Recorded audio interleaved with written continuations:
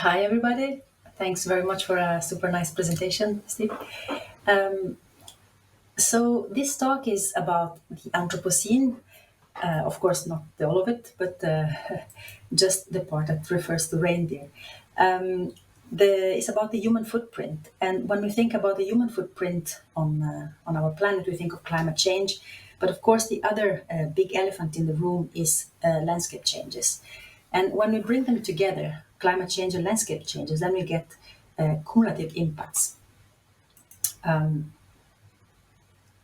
I stop saying here it is. Um, so these cumulative impacts are of great. I'm sorry, I have some trouble with the mouse. These cumulative impacts are of great importance for reindeer, but in general in the world, cumulative impact cause unprecedented nature decline. So we are threatening with extinction nearly 1 million species. When it comes to reindeer in particular, as have been introduced, we come from Norway, so we're living in this cold country up in the northern part of Europe, and reindeer has colonized this country already quite some time ago after the last ice age. And quite soon after, or some millennia after, we started hunting them using corals. And corals were placed at the end of this V-shaped kind of fences, system of fences. And we still have a huge amount of these archaeological findings. Each of the yellow dots you see there is a large-scale system of pitfall traps. And using this data together with genetic data, we have been able to understand how the migration looked like and how the population looked like before industrial revolution. So the population were we believe it was divided into more or less three interbreeding panmitic large populations, and we know that they were doing migration from plus minus the coastal range in the summer to the winter range in the inland. So this is how the situation was.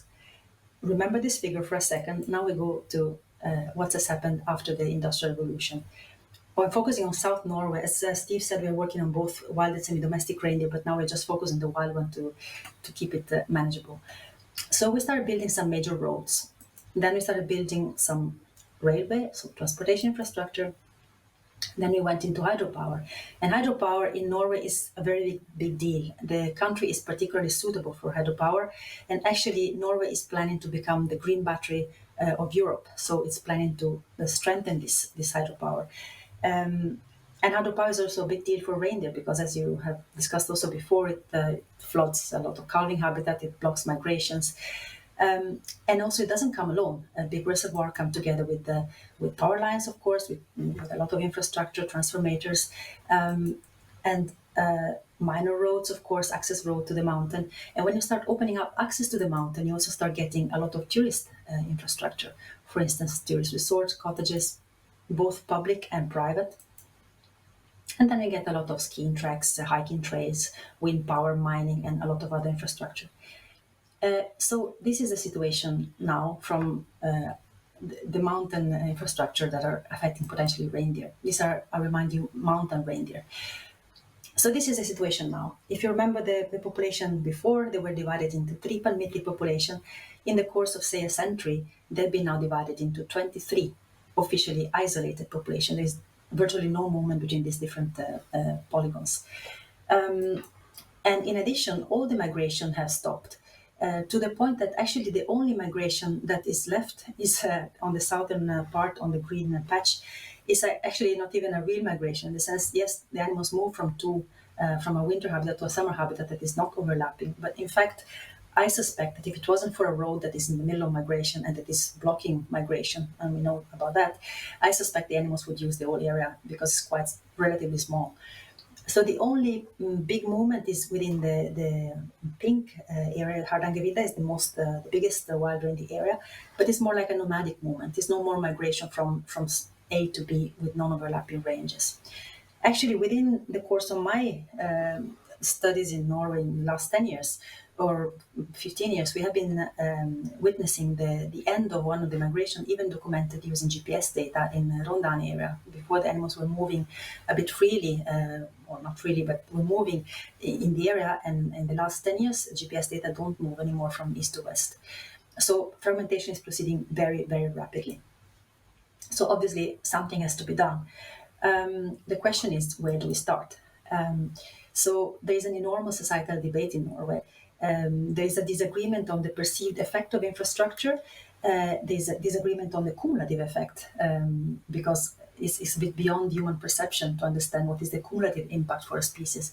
And also is disagreement, of course, on where to prioritize for mitigation, who is responsible, who should pay for it. So they asked scientists to help. But it's not so simple, because the concept of cumulative impact is quite simple. Everybody can grasp it, but it's quite hard to measure precisely. And it's a research field under active development. And for what I'm aware of, there's a lack of a comprehensive theoretical and methodological framework to do so. But please, if you know of otherwise, I would be super happy to learn about these new developments, if any. So, so what we did, we started to work on our own framework, or well, not our own, but starting to build a framework. And we started to think about cumulative impact. So as said, intuitively, it's quite easy to understand. So each infrastructure that are shown in this picture, for instance, can have a small or big impact, but per se is relatively manageable. The problem is that over time and over space, all this infrastructure create a massive cumulative impact. So we start by looking at each human driver, and each human driver, we, according to the framework we are developed, has an effect on habitat loss. For instance, imagine a hydropower reservoir. When they build it, they will flood a lot of possibly good cowing habitat. The same human driver, at the same time, has also an effect of fragmentation.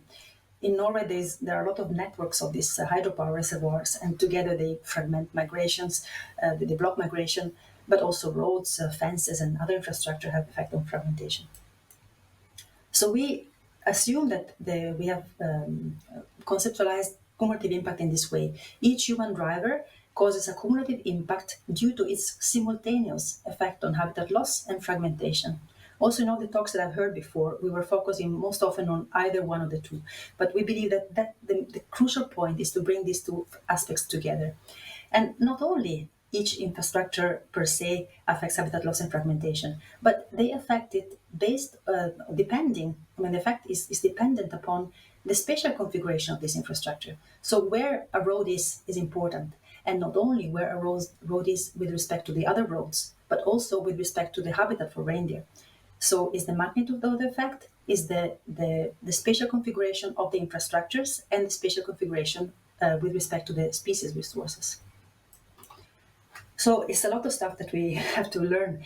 We have to study habitat preference, we have to study movement, population dynamic, but also we need landscape ecology, we need big data, remote sensing, algorithm, and all these things have been are the subject of different disciplines. Some ecological disciplines, but some also network science, artificial intelligence, mathematics, GS, data science. And all these disciplines have developed quite a lot in the last decades. What we try to do is we try to combine all these disciplines integrate them, and to integrate advances in this discipline by collaborating with lead scientists across the fields, and trying to bring the useful points of these different disciplines in order to have a coherent framework to study cumulative impacts and ultimately help land planning. So let's see a bit in a visual way, how do we do it? This is an area in South Norway. It's an orthophoto with and we know how the water structure looked like in about, say, 1900. Reindeer, for those that know Norway, this is Ryfylke. Reindeer came over usually to roam over large undisturbed areas until we started building reservoirs. So you can see again, I go back and forth. This is one of the biggest reservoirs called Blåsjø. It's actually one of the biggest in North Europe, or the biggest in Northern Europe. And you can see that this already fragmented a bit the landscape. In addition to that, we have a lot of other infrastructure in the mountain. Of course, we have power lines, we have access roads, we have tourist cabins, private cabins, and so on. So this is how it looks now. And you can see reindeer a bit more in trouble.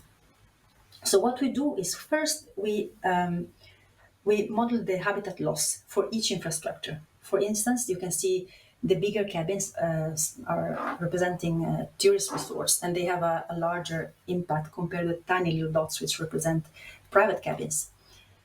And the same infrastructure also has an effect, as I said before, on fragmentation. So what we try to do is we try to bring together these two to understand cumulative impacts, and we can quantify it and we can put a number to it. Once we have quantified this cumulative impact, I will explain after how we did it though. After we have quantified the cumulative impacts, we also can quantify the opposite side of the medal, which is what is left for reindeer.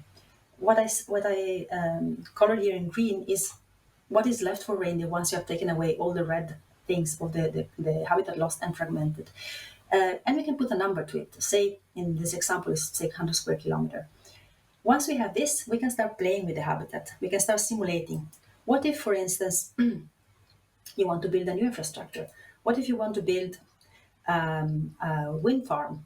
This is, I hope, not giving any bad idea to the audience, but if we would do this, we would, in this example, cut off by, say, 30 square kilometer the habitat, functional habitat for reindeer, because the upper part would still be suitable, but not available.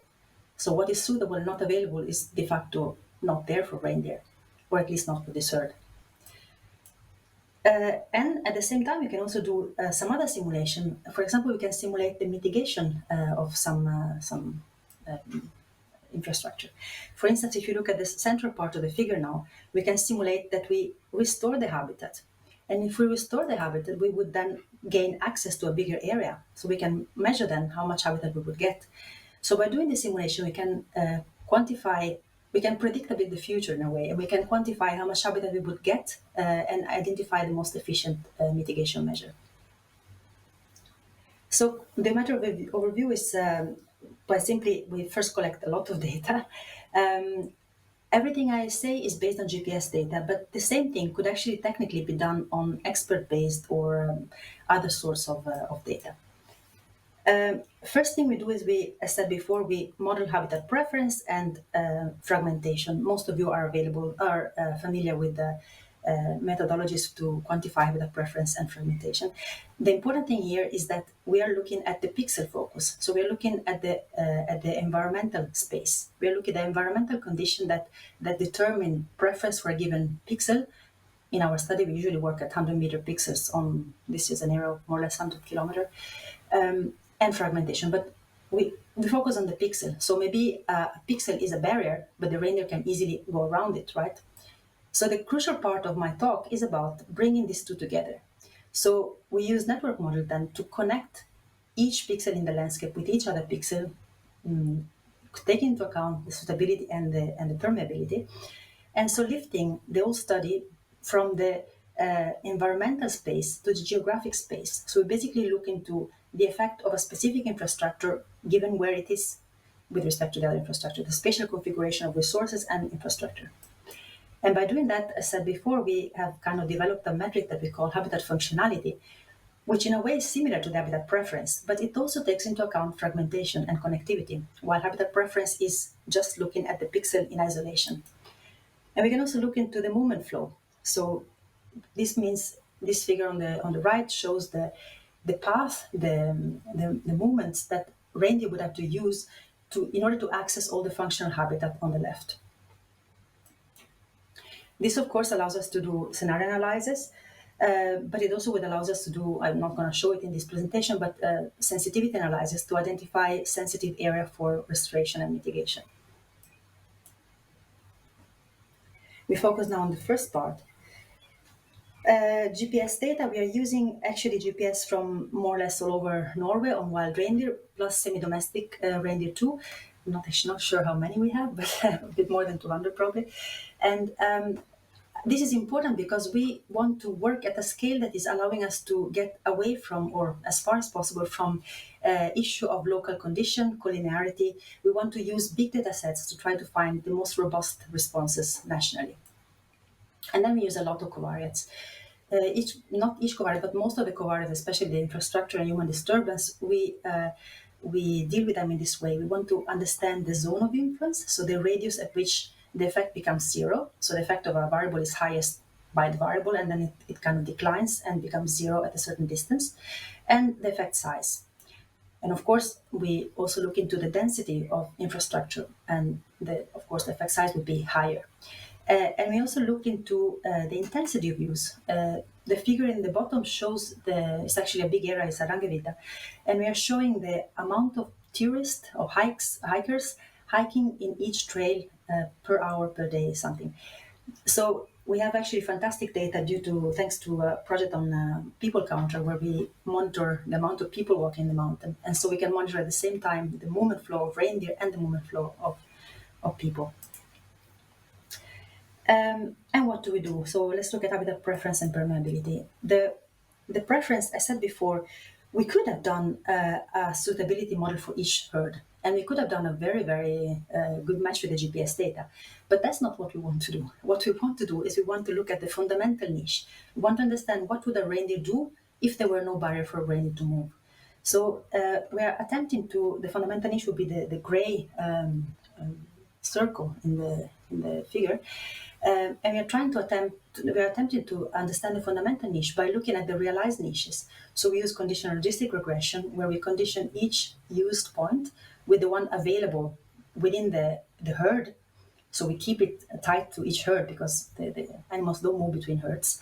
But we do it within the same modeling framework. So we are attempting to find the fundamental niche. And this is the result of this model. You can see in white are all the anthropogenic factors determining the figure on the right. As you can see, for instance, houses at a 10-kilometer radius affect space use quite strongly. Roads with a lot of traffic, roads with less traffic, private cabins, tourist cabins, power lines, railway, grazing animals. And then there are also a lot of environmental covariates, of course, including climate, topography, vegetation. Once we have this basic RSF, we can actually decompose it, and that is quite interesting for management. If you take away all the human activities and you just focus on the natural covariates, you would see what is the potential natural suitability. So the suitability if there were no human activities, which of course is bigger than the realized suitability. And in the same way, if we would take away the natural part and we just would focus on the anthropogenic effect, we have what we call the potential anthropogenic footprint, which is the footprint not considering the suitability underneath. And if we bring this, this is based on the footprint of each single infrastructure. So, for instance, in the first row, you see a tourist resort with a lot of tourists affects a lot. Reindeer has a strong effect, for instance, during calving, during summer, at a large radius. This figure is 10 kilometer, up to 10 kilometer, but there's a much smaller effect during winter and a smaller radius. So this figure is based on these estimates. If we bring together the potential natural suitability, so the suitability without humans, and the potential footprint, then we get a map of what is actually the footprint on habitat that would otherwise be suitable. So the red areas in the big figure indicate areas where there is actual suitable reindeer habitat that is lost due to human activities. And this is quite interesting for management because they can immediately see where are the areas to focus on for mitigation. Still, though, this map does not consider connectivity. I will come to it after. We have done this also for semi-domestic reindeer. I'm not going to show all the results, but just to quickly, the effects are the human footprint is far higher during calving time for both wild and semi-domestic reindeer, and is far higher for wild reindeer all the time.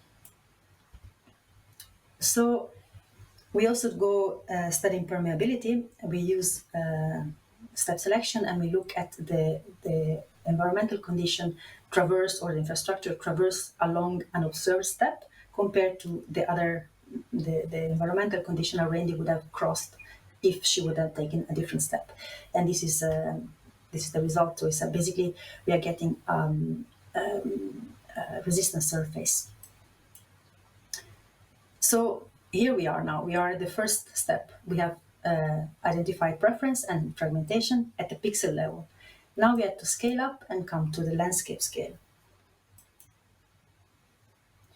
So traditional approaches to quantify habitat quality and connectivity are niche modeling in different forms for habitat quality and graph theoretical approaches for connectivity.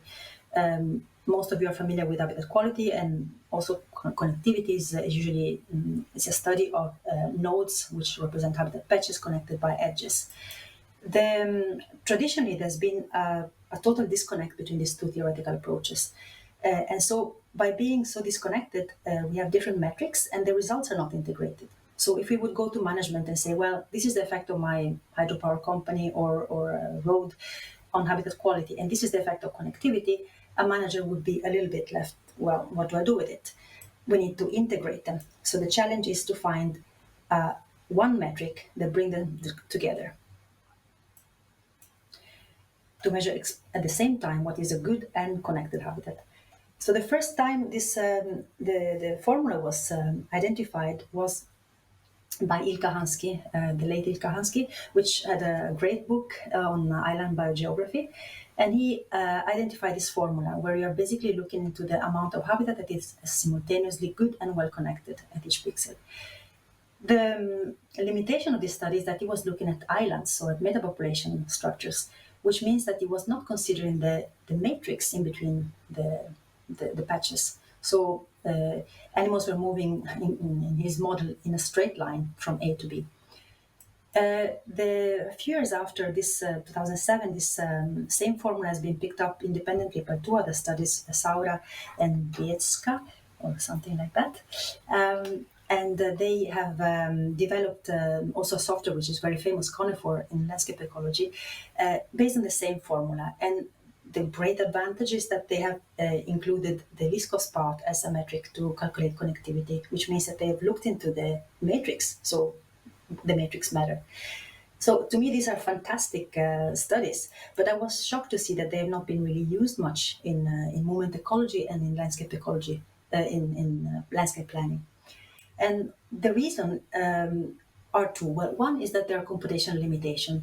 Some of the studies were experimental, others were more applied, but still there were some computational limitation that makes it difficult to use for land planning, because to be really used in land planning, you need to have high resolution, big scale landscapes. The other major problem was that they represented very simplistically movements. So if you have a patch A and B and you have to have portray an animal moving, the Hansky approach would use Euclidean distance. So it would basically connect just using as a metric of connectivity the distance between the two patches. The Conifer approach would use least cost path, which means the only one optimal path that an animal moving optimally between the two patches would have used, ignoring all the possible alternative paths that could be used and maybe are more used than the optimal path. Another great piece of work was done by late McCree, and I guess most of you are familiar with the Circuitscape software that came out of it, based on random walk. This is based on the opposite assumption that animals move not optimally, not straight line, but totally random. This is obviously very useful, but as you can see, none of these approaches is very realistic. So we needed something that was allowing us to portray animal movement in a far more realistic way if we wanted to be useful for management.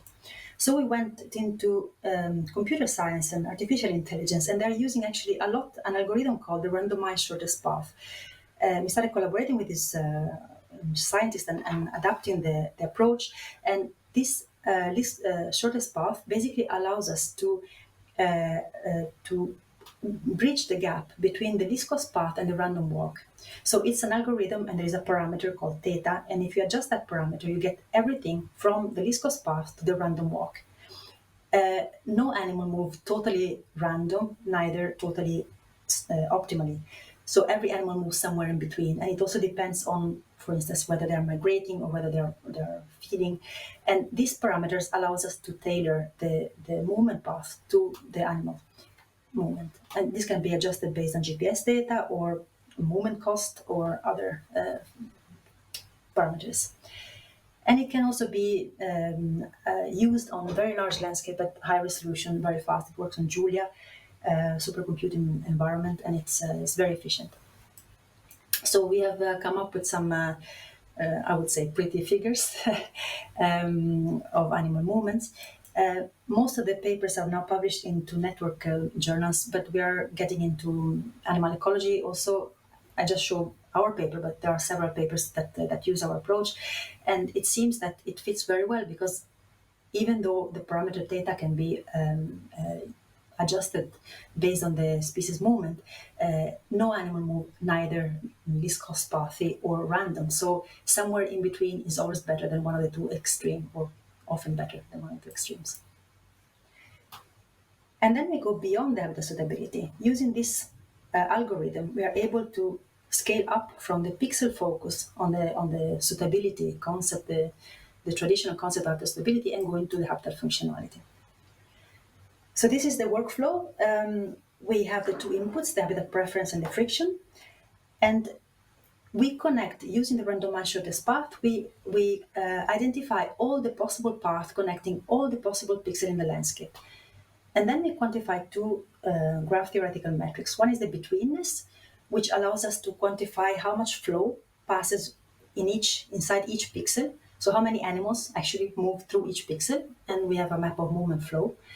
And the other one is a closeness metric, which allows us to use the formula that I showed before, combine it with preference, and we get the habitat functionality. This is how it works on simulated landscapes. So imagine a green patch of pristine habitat. In the first row, we create habitat loss. In the second row, we fragment the habitat. And in the third row, we do both habitat loss and fragmentation. And as you can see, the habitat functionality metric responds to both, to habitat loss and to fragmentation. It increases much faster than the habitat loss alone. So if you reduce habitat of 75%, the functionality goes down to 92%. And of course, it decreases fastest when you have both habitat loss and fragmentation at the same time. This is how it looks like in one area. So you see the suitability on the top and the fragment and the functionality on the left. So you see some patches of suitable habitat are indicated in green above, but if they're not accessible, they will not be functional. So the functionality shows good and accessible habitat. And it matches quite well with the GPS data. And the important point here is that we are a paper in progress now, or close to submission, where we show that the functionality outperforms the suitability in explaining reindeer distribution. So our message is suitability is very useful, is very good, but it ignores the connectivity, and the functionality is able to outperform that in describing population distribution. This is just the same map for the winter season. And I go now into a fun part, I would say, where we start simulating the effect of changes in the landscape. We got a lot of people, we have got boards of local experts all over Norway giving us more than 70 possible mitigation measures, and they ask us to test this mitigation measure. These ones are to test the effect, to mitigate the effect of hydropower. There's a big hydropower reservoir that cuts the area in two, east to west, basically, southeast to northwest. And we cannot remove the hydropower, so we try to mitigate by removing roads, by removing cabins, by building a land bridge. You can see the GPS point in blue. The population is totally split by this reservoir. I will focus now on the right corner, lower right corner, and we try to remove this road, a tourist resort, and a trail.